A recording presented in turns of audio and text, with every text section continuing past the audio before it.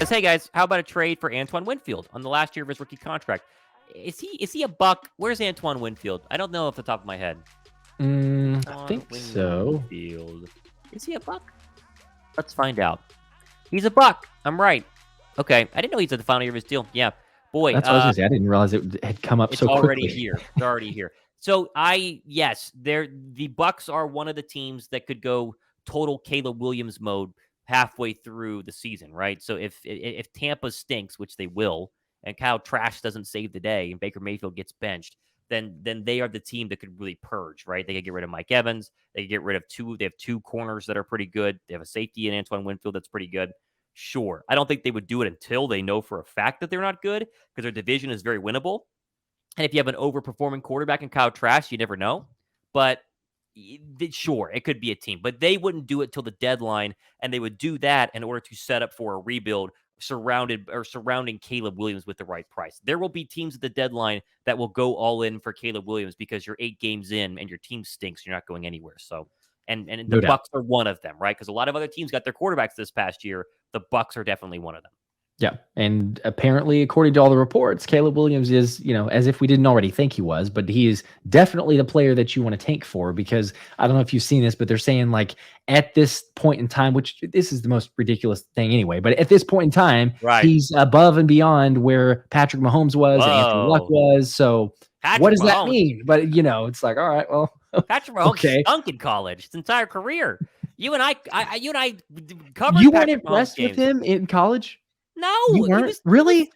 He was. Well, he didn't have a team around him, but I knew even playing. I was, because when we played Texas Tech, and I say we went to Baylor. So when you and I were on the field to Baylor, we were covering the team. We were not playing on the team. But whenever Baylor played Texas Tech, it was always like Baylor's going to run him out of the stadium. Like we're going to kill him. But he was always the one guy who's just scrambling around, making crazy plays and throwing it 60 yards in the air to someone. So even back then, I was like, okay, this team's not great, but there's something that he has. So I don't know. I felt like there was something. I always thought that he would win more, right? It was that they were supposed to be this wild card team, and he just could be so great, and he never won anything. I did call at Jerry World. My claim to fame, I'll tell my grandkids that I was on the Baylor student broadcast for Mahomes versus the Baylor Bears, and he shredded us for like 5 touchdowns. And so now he'll be the greatest quarterback of all time. And it's like, I was there. And then I ran into him on the sideline the year later. Well, he was walking by. He walked right past me as we were on the sideline when he got drafted. He was a rookie back for the Tech Baylor game, so he hadn't officially started yet. But it was like, that's Patrick Mahomes. He got drafted this year. We'll see. So, yeah, I mean, I don't know. That was a long time ago, though. We both were very young. I was a baby when Patrick Mahomes was in college, which feels like forever ago. Amount of copes with Giants Cowboy fans incredible. Both are trying to convince themselves the Eagles aren't good anymore. It is interesting to watch those guys try to convince themselves that we're not good. They're not doing a good job convincing themselves that they are good. It's that we won't be as good, which is a very, it's a take. It's definitely a tough take to do. I mean, you can do it, but it's a tough take to do.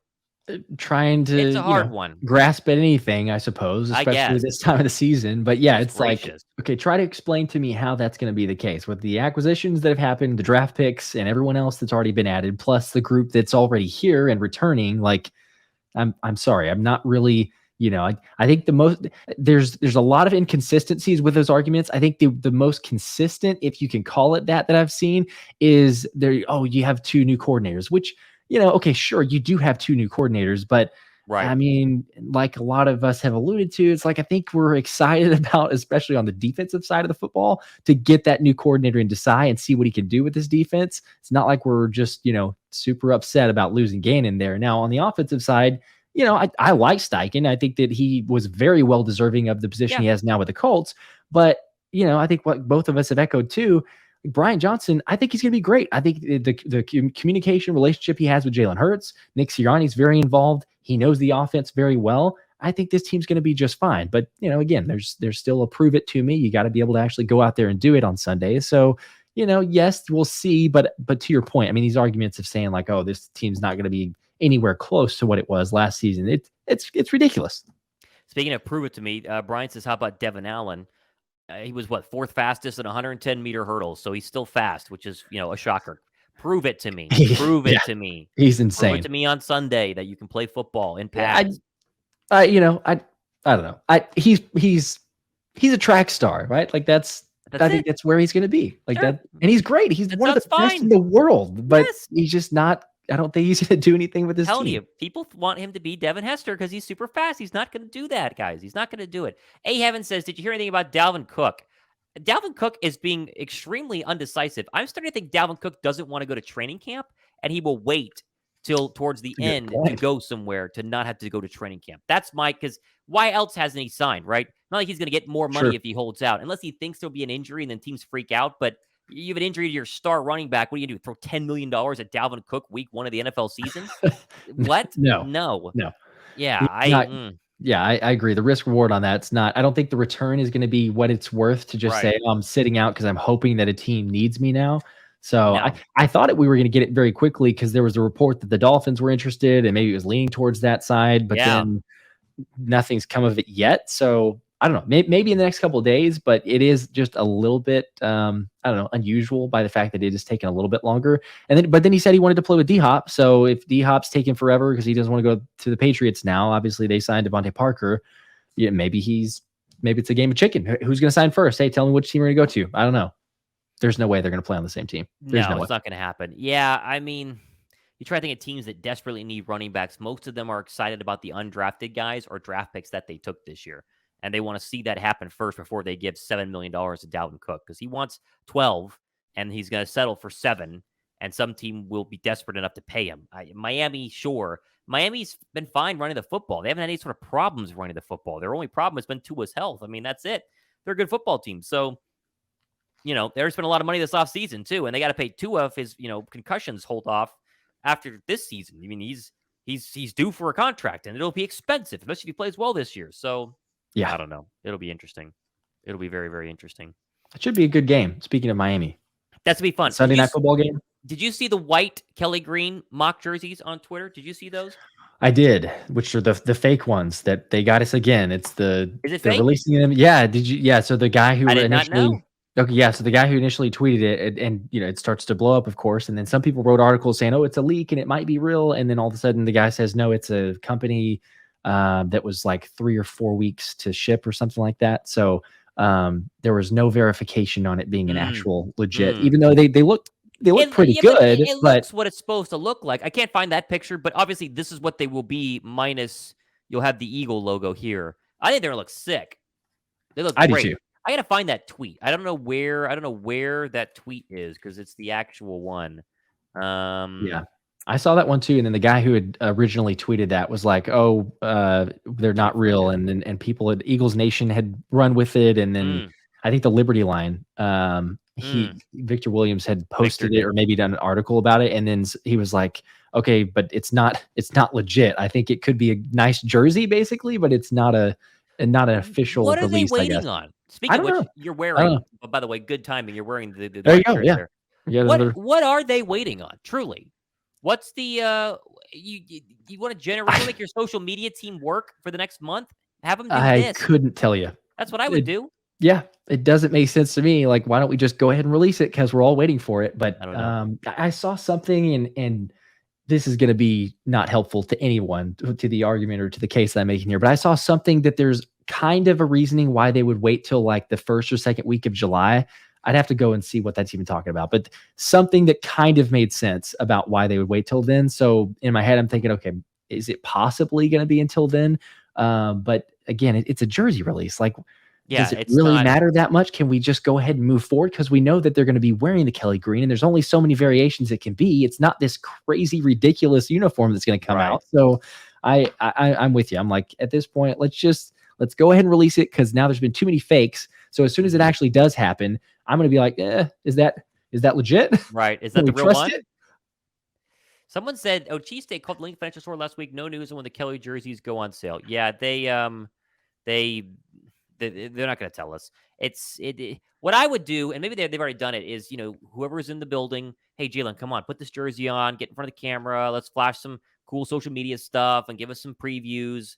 But they don't want to do it yet. So what are you going to do? What are you going to do? It is what it is. Again, that is the ultimate. Please give us a story during the month of June when we're talking about the alternate It's not even the green one. It's the white one. It's the alternate. Which we don't even know if they're going to wear, right? We have no idea if they're going to wear a white going, away. Hopefully they do. Can they even wear the white helmet though? Because I thought don't they only think get one alternate helmet. Yeah, I think they'd have to do it with the alternate. I guess you'd wear it with the Kelee green helmet, which I mean that'd look pretty good. I'd be a fan of it. But yeah, you've only got the 2 helmets. Stupid. Yeah, not going to happen.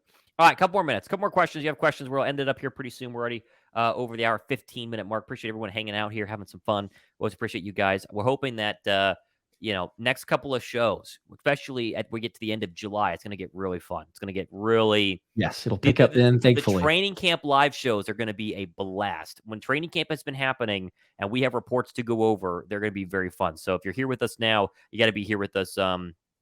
Here with us whenever that happens. So it's going to be a bunch of fun. We appreciate all the people that jumped in on the jersey ticket giveaway. Speaking of jerseys, there it is. Ticket giveaway. A bunch of people dropped their entries as we continue to get closer to when we will announce that. We don't know the date yet. It will be during preseason at some point, and it will be in time for you to, of course, pick which game you want to go to. So you will have your chance, and 2 of you will be going to an Eagles game courtesy of us. There you go.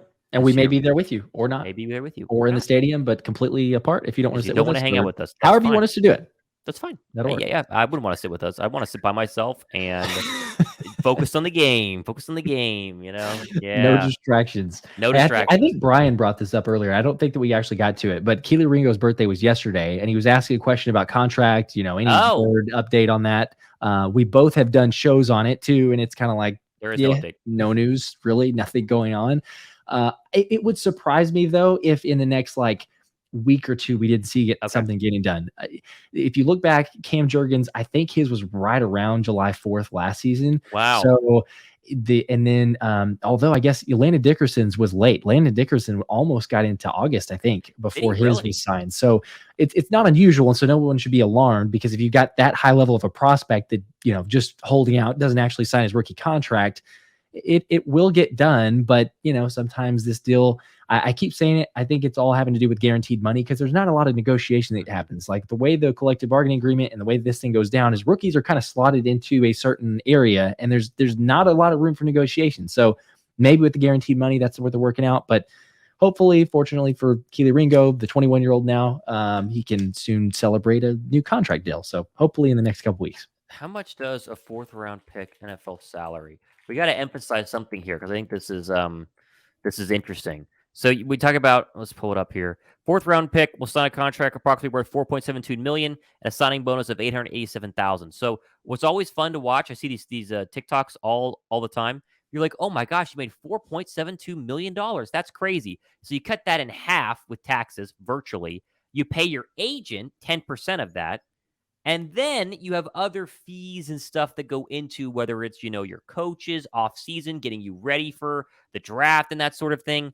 The guy's not making a lot. So when he's starting to talk about guaranteed money, he's trying to make sure he gets every single dollar he can, because 4.72 goes to 1 very, very quickly. And if you have family that starts to call, I used to do radio shows with Hugh Douglas, who had a very interesting take today, which we didn't even talk about, the former Eagle. Oh yeah. And he told me, he said, Tommy, because he always called me Tommy. He said, Tommy, people come out of the woodworks when you get money. All of a sudden, Uncle so-and-so always loved you. He always did. And he really wants some of that money that you just got in the NFL. And if you're a 1st-round draft pick and got 22, you're like, okay, Uncle so-and-so, you're a 4th-round pick. You got 4, and half of it went to, Fannie Mae. You're like, Uncle, no, you can't have any of my money because there ain't a lot left. So he's just trying to get his money. That's fine.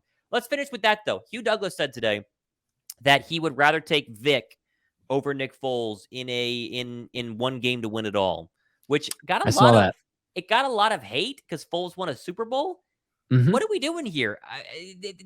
That to me is a totally legit comment. Now you can argue Foles did have 2 of the greatest quarterback performances in 2 single games ever. But we would all take prime Vic over prime Foles. I think most of us would, right? I don't know if there's an argument there. Yeah, I mean, yes, if you're looking at both of them in their prime, but I guess the hard part of the argument is only one of them has the Super Bowl. So, I could see in all the comments, you have them on both sides. And I saw whenever he made it on Twitter as soon as that got announced, and there was polls and people going crazy. But it's understandable. But you have some people on the side of saying, again, Nick Foles won the Super Bowl. He stood in the pocket. He has a different way of playing the game. And the way the Patriots played the Eagles there was, we're going to force Nick Foles to throw all over the field and have to stay in the pocket. And obviously he did. He picked the defense apart. Now that we were running and gashing the defense, so the offense was clicking on all cylinders. But it's just hard, and it's impossible, obviously, to know. But just say, oh, let's insert Vic into that offense, and what happens? Is it as good? Is it better? Is it worse? Who knows? But it is an interesting argument. But there's a lot of people that, I mean, that caused a stir, but mad in a very aggressive way of like, I love Vic, but no, or the other way of saying, like, who could you ever argue that Foles would be better than a prime Vic? So I don't know. For me, I'm like, again, it's a hypothetical, but this is the time of the season where we like to talk about these things. But the things that Vic was able to do, a prime Vic, again, let's be honest. Like, as much as I love Nick Foles, as much as I love Saint Nick, he's not prime Vic. Prime Vic for me is 2010 too, because he could stay in the pocket and win from the pocket. Right, that is prime Vic. I would take prime Vic over Foles. Foles, I think, caught lightning in a bottle. You go back and watch the film of the Super Bowl. It was on the NFL Network 3 days ago. I think it was 3 days ago, last week. You watch that game, and it's like, it wasn't sustainable, and you could just tell that's why they went back to Carson Wentz. They knew defenses would start to figure this thing out. Now, Saints game was, again, lightning in a bottle. I don't know why defenses freaked out when they played Foles, but sustainability. But maybe if it's just one game, you need to. It's stupid. I hate it. I don't even want to talk about it anymore. It's so pointless to, and not applicable to anything that matters in life. But people did get mad about it, and people get mad about things. So it is what it is. It's always interesting to play the hypothetical game. So